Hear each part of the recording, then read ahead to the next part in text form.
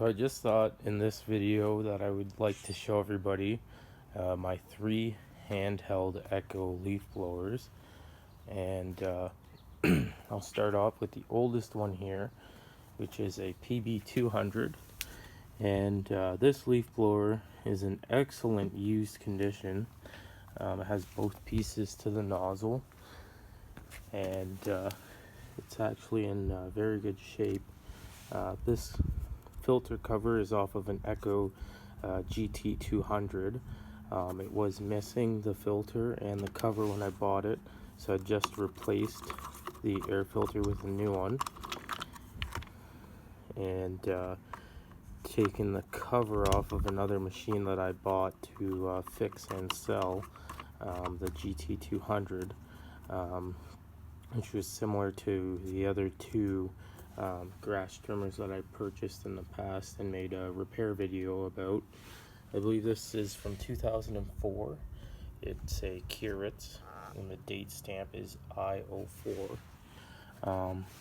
Looks to be in, like I said, good shape. Cranks up easy, starts well, and everything is in really good shape. It doesn't appear to be sun-baked. The gas tank has just a very typical slight discoloration there, which is typical of Echo machines. And I've also replaced the fuel lines on this and tuned the carburetor. So this one here was actually picked up used. I believe it was 2 years ago now, and it's actually up for sale. I'm asking $100 for it. I actually have it up for $120, but I'd be willing to take $100 for it. And the second one here is a little odd. It's an orange Echo, but it's a PB200, and I actually bought this a few years ago at Home Depot, and it was a display model. I believe I purchased this in 2015, and it's a 2010, and it was on clearance.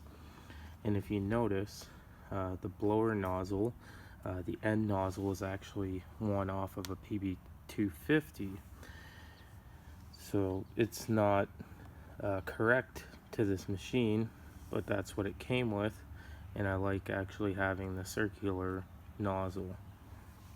I actually took this machine apart.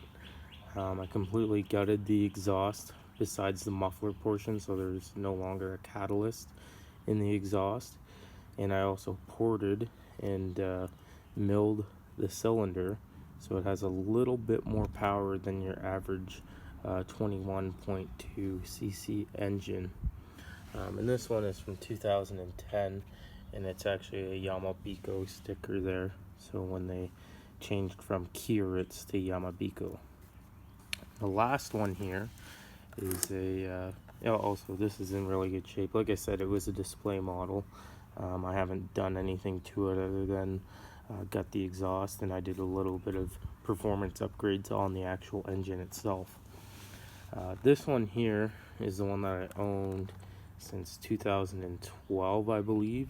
It was either 2013 or 2012, and this machine's in excellent shape. I can't really say too much as for problems that I've had with it for owning it that long. It runs well. The thing that I might need to replace soon is this primer bulb. Seems to be getting a little dry, but it still works. I've tuned the carburetor, and I believe I replaced the fuel lines on it once because the grommet had actually developed a leak. And something that I've also had to replace 2 times is the fuel tank vent.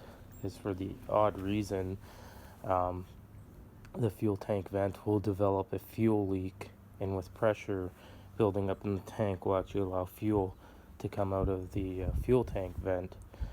It doesn't happen very often, but when it does, it can be annoying, so I've replaced that twice. On these other 2 machines, I have not had to do that. We'll see if we can get them started. It was running not too long ago, so it shouldn't need choke or anything.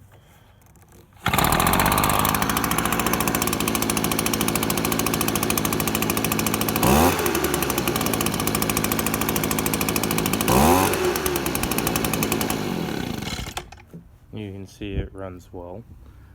We'll get this one started. It was running not too long ago, and it should not need choke either.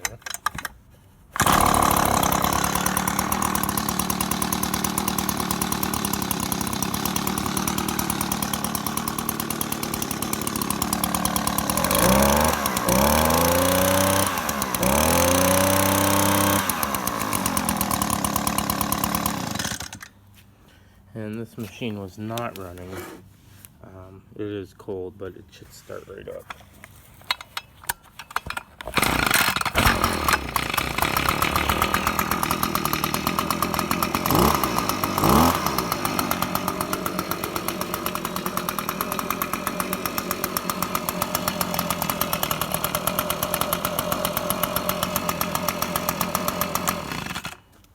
See, they all do run well.